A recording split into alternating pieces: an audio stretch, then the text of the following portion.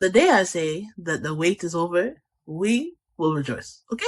Welcome to the Lips and Language podcast. My name is Cola, where we talk about life, love, and language. Remember to subscribe, like, and share. Let's get into today's topic. So this God and Sex series has really brought up a lot. It has allowed me to be a lot more creative in my lips and poetry. I pray y'all have been checking it out. It has allowed me to have open conversations, think of other things that I want to talk about, other things that might be important, and things that might, help on your own journey. So today, we're talking about the wait. Now, I did a piece, by the time you see this, it'll be last week, called The Wait. And it's a piece about me talking about how I've been abstinent for the last 10 years. So if you understand my story, I'm going to say this often. You can read my book to find out a lot more about my story, a lot more about the nitty gritty and the in and out, right? But I lost my virginity essentially when I was 14 years old. And it's not even that I lost it, it was taken from me. And that opened the door to a lot of promiscuity, a lot of searching, a lot of finding. I had an addiction for a little bit, and God has really cleaned me up to put me before you, right? And I'm so grateful that God has done this. I do not regret my past at all. I know people are like, if I could have known. No, listen, I did what I did. I had a lot of fun doing it. Sometimes, a lot of times I cried. A lot of times it was muddy, right? But what I will talk about is how God has cleansed me from it, how he's given me a new mindset, and how he's taken a lot of those ideas, a lot of those situations from me. I don't remember a lot of it, thank God. And one of the things that I had asked God as I got saved to do for me was to cleanse me and allow me to be as if I was a virgin again, to give me back my virginity, essentially is the words that I use. I said, God, that wasn't even me. I didn't even put it out there like that. Now, I definitely continued it, but that was out of pain.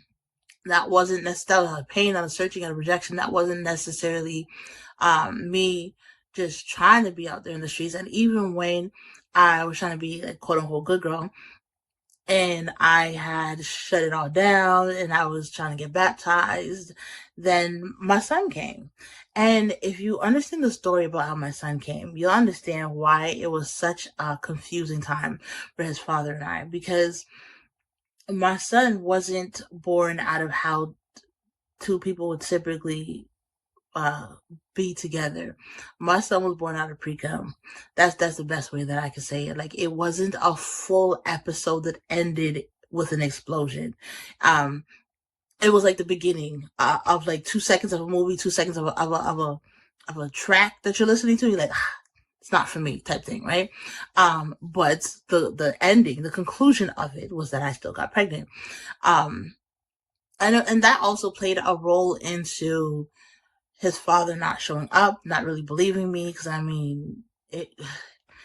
what we're taught is that you do all of this and that's how you get. I don't remember being taught too much about pre-cum being able to lead to pregnancy. You know what I'm saying?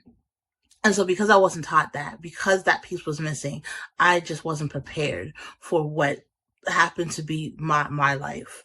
And so when I'm talking about this journey and asking God to give me back my virginity, I'm like, God, make me pure again. Allow me to have that virtue back. Allow me to have that confidence back. Allow me to have that sacredness back of my journey, of my sexuality, of just who I am as a daughter, as a woman. Because everything that was stolen should come back to me. It says in the Bible, everything that's stolen will come back. And that was one of the things that I asked God to bring back to me. And so at the time that I got saved, I had just broken off my engagement. I was with a man for about a year, I think 8 months to a year. And we had gotten engaged really quickly. We got engaged after 3 months. And it wasn't quick in terms of we didn't really know each other. It was just quick in terms of, who really gets engaged after 3 months? Not a lot of people. Sometimes people do, sometimes shorter. But it looked really crazy to people around me, especially because I had a best friend at the time who had been in like a 6-year relationship and was just getting engaged. And here I was 3 months in, and already a man was like, "Hey, yo, let's put a ring on him." And so that relationship that I had, it ended because my son was sick and I needed to focus. And I really just felt like God was uh, calling me to do something different. And I mean, it's not that I thought God was calling me. That God sent two people to tell me this was not my husband, that God had someone completely different for me, a whole other plan that I could not see. And out of obedience, I said, okay. The last time we were intimate was in 2013. And so, this being the year 2023, it has officially been 10 years since I have engaged in anything, um, and anything sexual like that. And it's been interesting because I talk about how when people talk about, oh, it's just so impossible, they can't wait, they want to taste the merchandise and all this other blase blase that they're saying. When I had asked God to essentially cleanse me and to remove me from that lifestyle, another thing I had to ask him to do, or another thing that I chose to ask him to do, is I asked him to take away the desire. I said, God, I need you to take away this desire, this feeling that I have. I don't want it. The feeling of thirst, the feeling of that it needed to be quenched. Like, I wanted God to quench me. I wanted my quenching and my replenishment to come from Jesus. I didn't want it to come from the people that I slept with. And at the time, I didn't know how else to do it but to pray and ask God to just take it all away. Take it. I don't need it. I don't need this feeling. I don't plan on being with nobody right now. I'm focused on healing. I'm focused on working on myself. I'm focused on getting through this grief. So that's the last thing that I want to deal with. And believe it or not, it worked. I didn't think about it. I didn't feel about it. I just, man, I look up 10 years later and I'm like, my, the time has passed. And I can't even think about what I did for so many years because it wasn't on my radar anymore. Like, I was so far removed from that lifestyle that you wouldn't even know that that was my life once upon a time, that that was how I was getting through things, I was getting by, that that's how I was coping. Because the way I cope now is so much different than how I coped then. And thank God for that. But there's so many people who still have not learned the difference. There's people who don't believe that they're using it to cope when that's exactly what's happening. So for me, God taking the desire or the desire leaving me really helped me to not focus on it. And I buried myself in my work. I became a workaholic. I started a company with my sister. We ran the company. I did poetry. I did everything to keep myself busy so that I'm not drawn into old lustful habits. I'm not drawn into uh, watching porn or any of those other things that I used to do. And I'll touch on porn in a different video, but for today, it's about the waiting process and this journey of waiting, because 10 years is not necessarily something that I set out to do. I didn't say, hey, we're going to go on this. I just said, God, whenever it's time, I'm not going to touch it until my husband comes. And I've been faithful to that. I've been on this journey of waiting for marriage. That's really important to me because I didn't do it the first time. And so I'm like, I want a second chance at getting this thing right. Enter this year. Last year, I started praying for my husband. I have been doing I have been doing pray for your spouse challenge a few years ago, and it really opened me up to the idea that I could be married. Because for a while, I think I was just closed off to everything. I wasn't just closed off to sex. I was closed off to marriage. I was closed off to relationships. Like, I just didn't want anything but A, my son, or B, Jesus. And because I was so focused on everything around me, making sure everyone was good, that was never really a problem. Well, through praying for my spouse, it opened up this thought that, oh, I guess I could be married. And then last year I started praying for my husband. Joined an actual group. It's for people who may or may not know this woman. Her name is Tiffany Montgomery, and I had joined her Year of the Bride fast. So I actually started fasting and praying for my husband consistently. joining my heart, my faith with Jesus and everyone else, and believing that this is something that God wants me to do. At the same time, I had a dream that had led me to believe that God was moving me in this direction and that He actually had a husband for me. And so put the dream together with the fasting. Now, not only was the desire or the idea reopened, the desire came back that, oh, this is something that I want. This is something that I can have. And for the first time in 9 years at that point, I had thought, you know what? Maybe I can be a mother again. Now, it's nothing I've ever thought of. It's nothing that I've been like, I'm never going to be a mother. I thought, yeah, I'll be a mother again. But I'm like, you know what? Maybe it'll come through adoption or foster, something else other than me giving birth. And there was a particular dream I had. I believe it was last year, the year before. And in the dream, I had a little boy in my hand, and he was saying, "Tell me about my brother." And it was talking about my son who passed. And that completely wrecked me at the time, because it gave me hope, or just opened up this idea that I would have another child and that they would want to know about their older brother. And that was really sweet. And it then again brought this whole idea of family to me.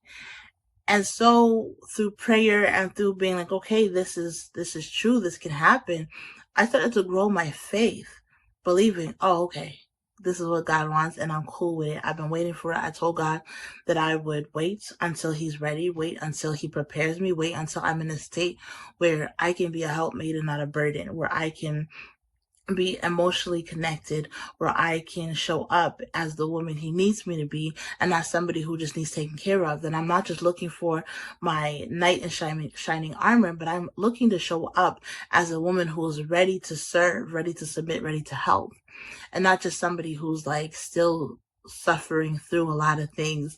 And the God has cleansed me and purified me, and that this literally, my asking God for my virginity back, was my offering and my gift to my new husband.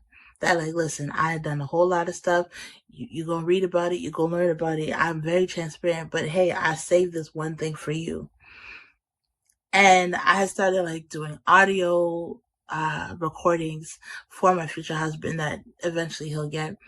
And it just became this really cool moment between me, God, and this journey that I was on, and just continuing to hold myself to higher standards and a higher level. Did you know that ignoring your self-awareness will keep you stuck and emotionally imprisoned? Man, we go through life with this hustle mentality, going, never taking a moment to stop, to breathe, until life kind of just spirals out of control. But it is time to take control. It is time to experience the freedom of your most authentic self. And I have a gift for you. I have witnessed the tears, the happiness, the joy, the transformation when I have done this workshop in jail, in colleges, in high schools. And I want to offer this to you. So click the link below, get access to the free mini course. There's 4 videos. You are going to enjoy it. And let's get to the other side of healing, because you deserve to show up authentically as you. Have you ever noticed, though, that sometimes when you feel like you're doing amazing, part of it is that temptation just hasn't entered the chat? And I'm not saying for temptation to enter the chat. I'm not saying it has to come. I'm just saying sometimes you think, wow, I'm doing really amazing on this, let's say diet, let's say that this weight loss or this health plan, right? You're like, I'm doing so amazing. But that's because you haven't been tempted by the food. You haven't been around any type of sugar or any type of thing to know if you are truly overcoming it, or it's just because you're not around it, you just don't ever see it. And again, we're called to flee from temptation. So I'm not saying for us to put ourselves in like a tempting situation, but sometimes when you go through a situation that tempts you, you learn just how strong you are. You learn just how persevering you are. You learn just how much you want that outcome greater than the temporary solution. And so now let's enter the chat to my son's father. And I have talked about him, I believe, in different videos now. And my reconnection with him has been quite interesting because when I was young, all I wanted was for us to be together, which is interesting because, like, in my book, I'm just like, I knew that was the last time I was going to see him. I wasn't going to be with him. He wasn't the right one. He wasn't going to be ready. All these other things that I spoke about, right? But there's a part of me, and I think there's a part of all of us when we have a child with somebody, that a part of us is like, it would be nice. It would be nice to be with the person, unless we know that they're completely just, but it would be nice. It would be nice for them to have their father. I don't think of many people who grow up wanting to be a stereotype or just that person in society. And so there's a part of me that longed to be connected with him in that way, or for my son to have his family there, people who cared about him, grandmothers, all the rest of it. And when we got the DNA test done at 6 years old, I think that that desire became even greater for me.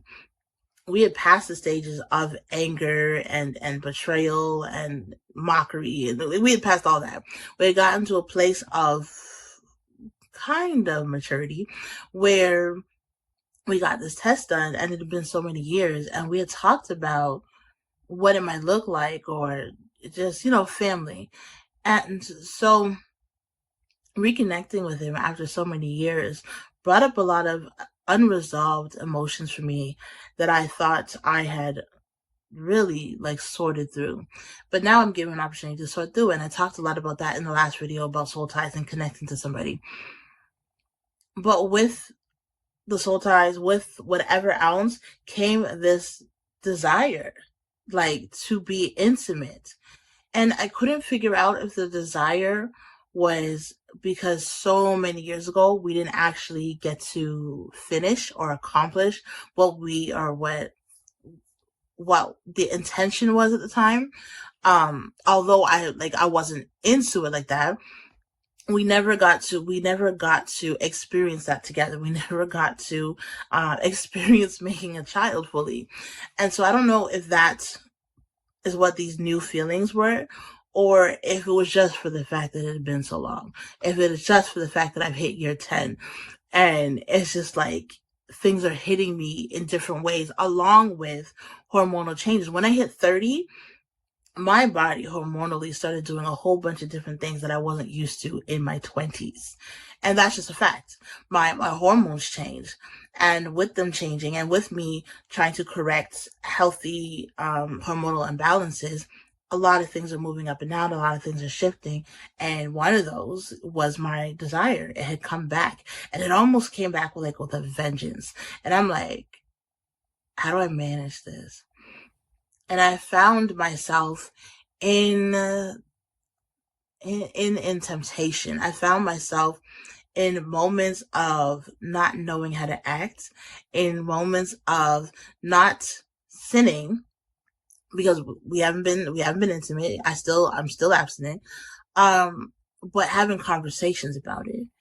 And I would be asking God, because the Bible doesn't talk much about, like, you can't talk dirty or other things, or let me not say that.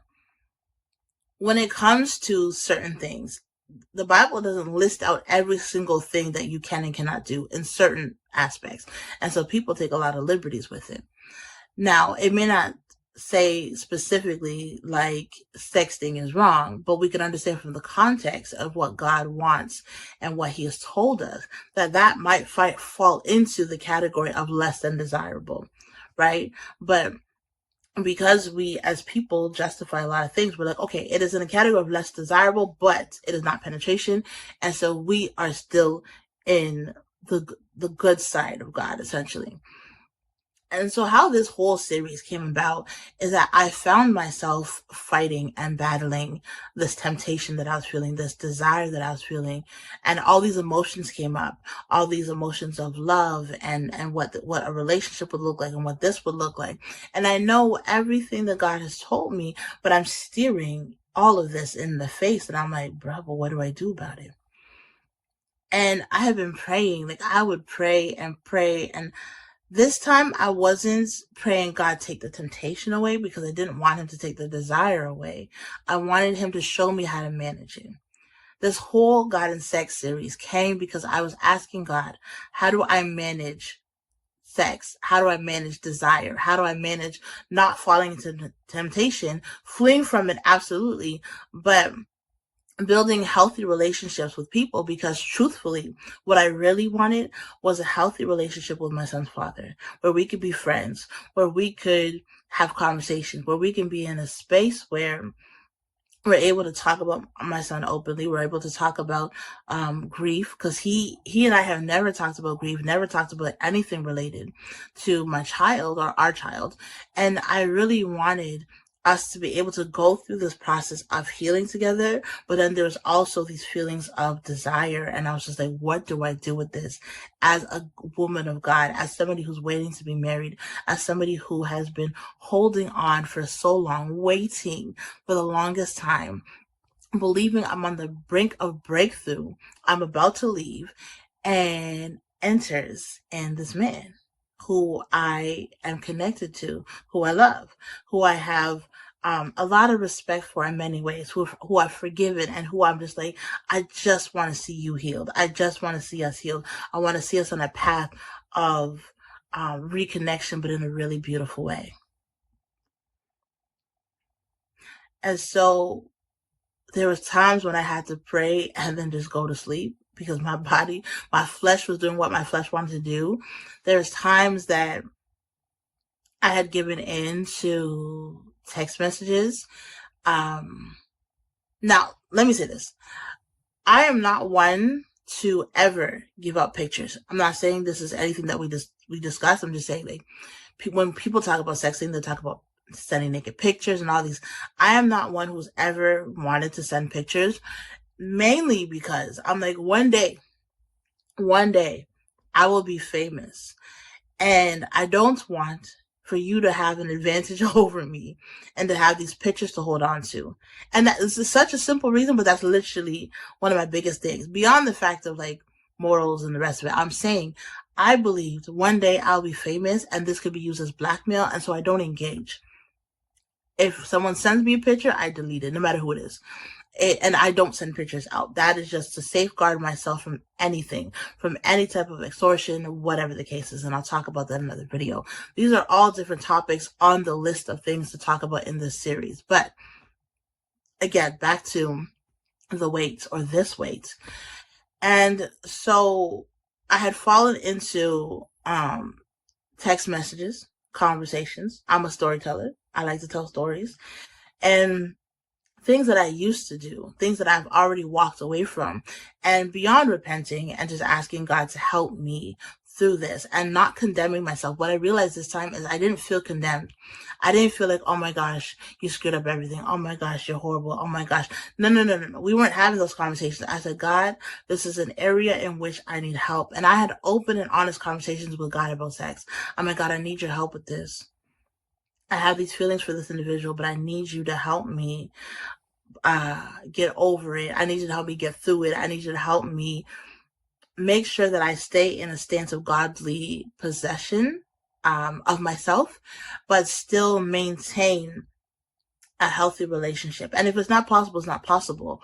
But at least let me try. At least let me attempt. Because my biggest heart's desire was to see my son's father with like items of my son, because he was never really around. He didn't have anything. He didn't have any pictures. He didn't have a lot of things. And I really wanted him to have memories of him. I know how hard it has been for me, and I have all the pictures, all the books, all the memories. And furthermore, I'm like, I don't know how he feels about this, but it's something that I wanted to do because I had a friend who was my son's godfather. And when I was cleaning out my room in preparation for this move, I had some extra stuff that I just didn't want to bring with me because I was already bringing a lot of my son's things. And so I had called him and asked him if he wanted it, or if he needed it, or if he had a picture of him. And he was just like, nah, and he really wanted it. And I saw how much it made a difference in his life having something of my son's. And I was like, that same feeling that he had, I wanted to offer that to his father. And so I'm in this thing where I really want to um, work through this season with him, but I also need to keep it godly because I am preparing to be somebody's wife. I am preparing to stay on this journey of abstinence. I can't, after 10 years, then just allow it to slip. And I'm gonna tell the story of how I almost fell into a booty call because, man, sometimes when we're out of the game for a little bit, we forget how game plays, right? So there's a friend of mine who actually lives not too far from my house. When we were younger, he is somebody who's in the book, but when we were younger, we had slept together. Let me just say it like that. But we had a really interesting type of, it wasn't even a relationship. We're working together on a project. Now it's been years since we ever connected like that. I make different content for my podcast, for YouTube, and one of them, and especially because I want to work with men in different areas, I wanted him to do a video for me. I had sent a blast out to different men in my life. I said, hey, can you make this video? I want to hear your authentic opinion on this topic. And I had sent it to him, and he's like, yeah, sure. And then he was like, essentially we arranged that I would go over there. I would go over to his house at one point. And I was thinking, cool, yeah, I can come. I can come. We can do this video. We can get this stuff done and, bang it out. It'll be quick. Now, we had talked at like 2 p.m. making the arrangements for me to come over. And at one point he was just like, don't worry, I'm not trying to like seduce you or anything. And I was thinking like, why would you say that? That's such a funny thing to say. But I was like, whatever. And so later on, I was like, oh, when should I come? And I was like, oh, come a little bit later. I said, cool. So when I finally got dressed, I had a headache that day. So I'm like, let me take a nap. And when I get up from a nap, I'll call you and we'll go from there. So when I got up from a nap, I called him to be like, hey, like, is it cool? Can I come over now? And he was like, oh, actually, he has something to do, somewhere to be. But he's going to go and come back and then I can come over. And I was like, okay. It was a little late, but I was like, soft. I'm not thinking nothing of it. And so I'm getting dressed, and at one point he had asked me when was the last time I had sex. And I was like, but he didn't say it like that. He tried to put it in a code word. I can't even remember what it was. It was so silly. And I was just like, what are you trying to say? And he's like, oh, you know what I'm trying to, no. Cause when you're speaking to me, come correct. Say it all the way or don't say it at all. Like, you need to spell out what it is so I'm understanding, even if I understand. Like, I need you, as uncomfortable as you're making me feel, you shall also be uncomfortable, okay? And so as he's spelling it out, I'm like, wait, are you trying to have sex with me? And it was like, yeah, but and I was like, nah, I'm not. No, I'm not having sex. That's not. We're not doing that. And I'm like, I'm abstinent. I've been holding on to it for so long, and then I was just like, oh, well, if that's what you want, it's not a good idea for me to come over. And I realized at the time when I'm like scrolling through the messages, I was like, oh, I probably should have caught these red flags, but my mind was so far into, oh yeah, I'm just gonna go do this, and this is how sometimes we get caught up. And when it hit, I was like, oh, thank you, Holy Spirit, for like just nudging me to ask the right questions because I got the answer that I needed, which then allowed me to prepare myself to be like, oh no, we're not. I'm not engaging. I'm fully in abstinence, and that's just not going to change. And so me almost falling into this booty call had me just reassessing life and reassessing what it is I'm doing and how to stay vigilant because it's been a long time. And when you're on the verge of breakthrough, the one thing that could come is temptation. You think about when Jesus was in the desert, it was at the end of his fast that Satan came to tempt him and to show him all the things he could give him when he was at his weakest moment. And so when I'm thinking about this time when I'm in my weakest, like, point, just like sexually, and this opportunity comes up, and I wasn't even paying attention for it, and it just showed up, and I had to be like, oh, interesting. And one thing that God has shown me is that the people who often end up falling into temptation, it's not just that they weren't vigilant, is that they thought they were strong enough to overcome it in their own strength. So for example, if a girl or a guy texts you It says, come over. And you're not thinking nothing of it. You're like, okay, I'll go over. You're like, oh, even if they say they don't want to, I'm going to just say no and that's it. Well, you're assuming that your flesh is great enough, strong enough to say no. But what happens when it gets too hot? What happens when the temptation gets turned up too much? What happens when it's just a kiss? And then it turns into a little bit more. And the next thing you know, you're full on engaging. Then what?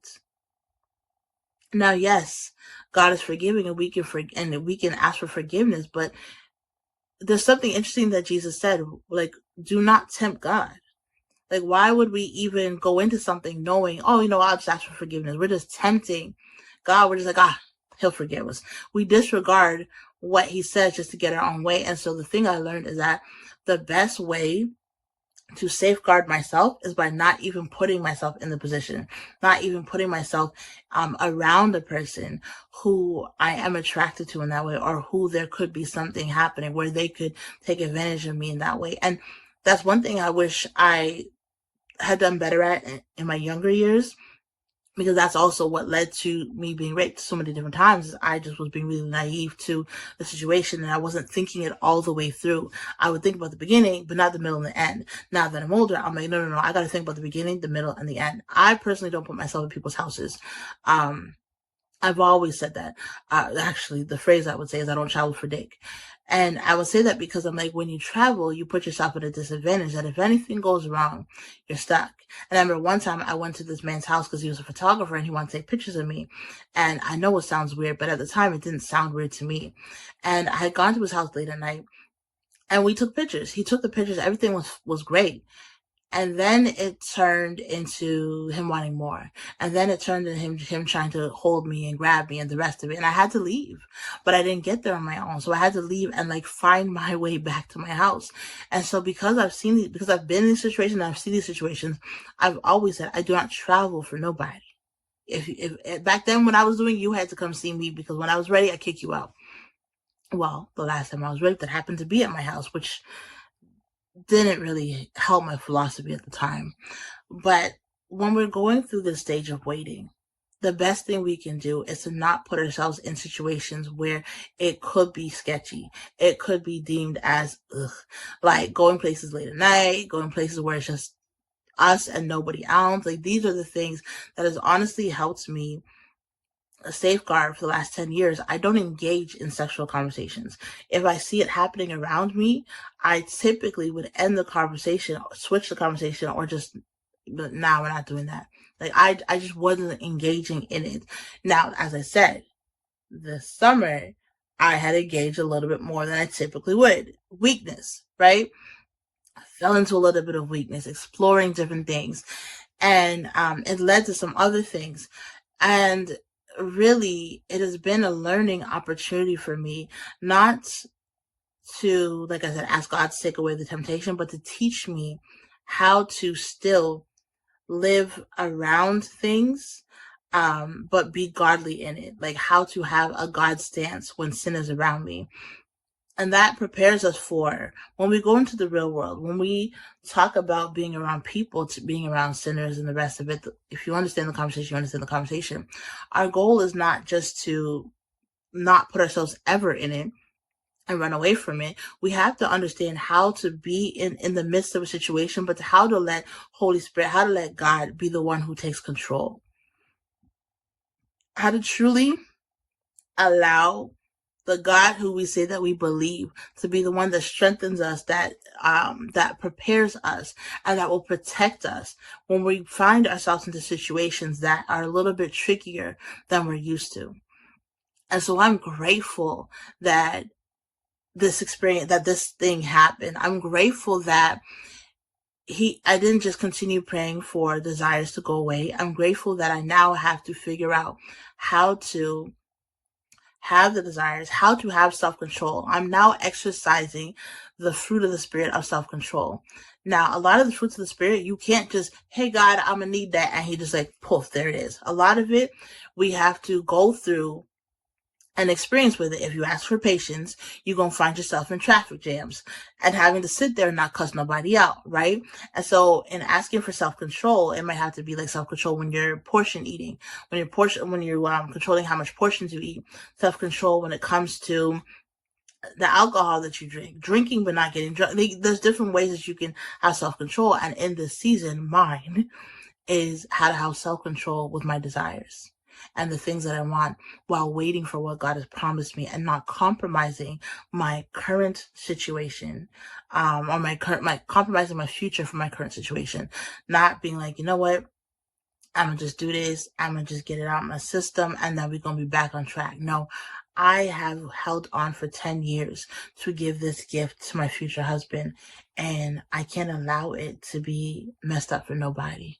No matter how much love I have for the person, no matter how much closure I want to get, no matter how much they might be a good looking man. Because sometimes good looking men are just my weakness, just saying. And this has been one of the most beautiful lessons that I've had to learn in the most recent weeks, because there's a lot of shame when it comes to sex. There's a lot of shame in talking about sex, and we don't talk about sex with God because we're like, ooh, he's God. But like, he's God. He created us. He knows our desires. He knows our body. Who else to know our body more than him? Who wants to know if we're struggling more than he does? And so instead of sitting there struggling in silence, I just offer myself up to God. I said, God, I need you today. Holy Spirit, I need you to keep me safe, protect me. I need you to keep me focused, keep me busy, keep my eyes on you, Jesus, so that I am not overdoing it, so that I'm not compromising, so I can keep my eyes and reach the promised land and reach all the things that you've promised me. And at the same time, keep a godly standard and show people around me, inspire people on how to live differently and how it's possible to live differently. Before, when people had asked me, or when people would talk about, oh, how hard it is to not engage in sex, and I would say, well, it's been 10 years, or it's been how many years at the time when they asked, they're like, yeah, but it's not bothering you. And at the time, it wasn't bothering me. And now I get a real life experience of what it feels like to be in a situation where because I'm not a virgin, I actually know the feeling. I actually know what it feels like to be engaged in it. And knowing makes it more challenging sometimes. But also knowing that God is good and he designed this to be an amazing thing, designed it to be in the context of something so beautiful that I can't even imagine what it's going to look like. And I'm excited that I will one day say the wait is over and God has allowed me to enter into the promised land physically, but also in marriage, and what that season will look like. For now, I'm going to just keep enjoying my single season and what God has, making sure that I am not allowing temptation to get the best of me, not allowing situations to overcome me, but putting everything I have in Jesus and letting it be him that speaks louder in this season, because it is definitely what I need. Flee from temptation, yes, absolutely, but also learn how to stand and conquer it like the giants. Slay the giants, because it's so worth it. If you get a chance, go back and listen to my poem called The Weights, because it really is. When I tell you this season, God has been allowing me to creatively just drop poems. Like, it's been a while since I've been able to write like a piece a week. That's just new. It's not from the book from how many years ago. These are all new pieces that I've been able to drop. And I've always wanted to be able to do pieces that mixed experience with my conversations with God, but not in a way that I'm like, just outwardly quoting scriptures, in a way that molds it together, but is telling a story about, the topic that God has given me. So that's it for this one. The wait. The journey is worth it. It really is. And like I said, just trust God in this process, because he knows more than all of us. And it is possible to be healed.